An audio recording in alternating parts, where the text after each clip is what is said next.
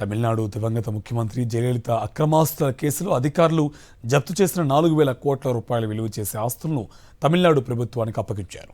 2 వారాల క్రితం బెంగళూరులోని స్పెషల్ కోర్టు ఈ నిర్ణయాన్ని ప్రకటించిన సంగతి తెలిసిందే. భారీ ఆస్తులను తరలించేందుకు తమిళనాడు ప్రభుత్వ యంత్రాంగం 6 ట్రంక్ పెట్టెలతో బృందాన్ని పంపింది. ఈ ఆస్తులు తమకు దక్కాలంటూ జయలలిత మేనకోడలు దీపికలు వేసిన పిటిషన్ను న్యాయస్థానం కొట్టివేసింది.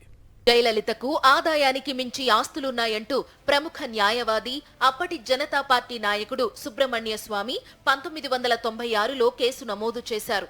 ఆ కేసులోనే జయలలితను న్యాయస్థానం దోషిగా నిర్ధారించింది. ఈ కేసుకు సంబంధించి జయలలిత నుండి విలువైన చరాస్తులతో పాటు స్థిరాస్తులకు సంబంధించిన పత్రాలను అధికారులు స్వాధీనం చేసుకున్నారు. ఇంచుమించు 3 దశాబ్దాల తరువాత గత జనవరి 31న బెంగళూరులోని స్పెషల్ కోర్టు జయలలిత నుండి స్వాధీనం చేసుకున్న 1,000 కోట్ల రూపాయల ఆస్తులను తమిళనాడు ప్రభుత్వానికి అప్పజెప్పాలని ఆదేశించింది. ఆ ఆదేశాలకు అనుగుణంగానే తాజాగా తమిళనాడు ప్రభుత్వ ప్రతినిధులకు ఆస్తులను అప్పగించారు. 27 కిలోల బంగారం, వజ్రాభరణాలు, రత్నాలు, 11,000కు పైగా ఖరీదైన పట్టు చీరలు, 750 జతల చెప్పులు, 1,672 ఎకరాల భూములకు చెందిన డాక్యుమెంట్లు, టీవీలు, టేప్ రికార్డర్లు, ఆడియో వీడియో ప్లేయర్లు తదితరాలను తమిళనాడు అధికారులకు అప్పగించారు. అప్పట్లో వీటి విలువను 913 కోట్లుగా అంచనా వేయగా ఇప్పుడు వీటి విలువ 4,000 కోట్లకు పైనే అంటున్నారు అధికారులు. ఈ ఆస్తులు తమకి చెందాలంటూ జయలలిత మేనకోడలు దీపక్లు న్యాయస్థానంలో పిటిషన్ దాఖలు చేసుకున్నారు.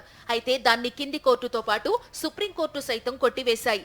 జయలలితపై కేసు నమోదైన 29 ఏళ్ల తరువాత ఆమె అక్రమాస్తులు తమిళనాడు ప్రభుత్వం పరమయ్యాయి. ఈ కేసు కారణంగానే జయలలిత 2 సార్లు ముఖ్యమంత్రి పదవికి రాజీనామా చేయాల్సి వచ్చింది. 2 సార్లు కింది కోర్టులు ఆమెకు క్లీన్ చిట్ ఇవ్వగా పైకోర్టు ఆమెను దోషిగానే గుర్తించడం విశేషం. 2017లో కేసును తిరగదోడిన సుప్రీంకోర్టు కేసులో జయలలిత మినహా మిగతా 3 దోషులుగా ప్రకటించింది. జయలలిత అప్పటికే మరణించడంతో ఆమె పేరును తొలగించారు.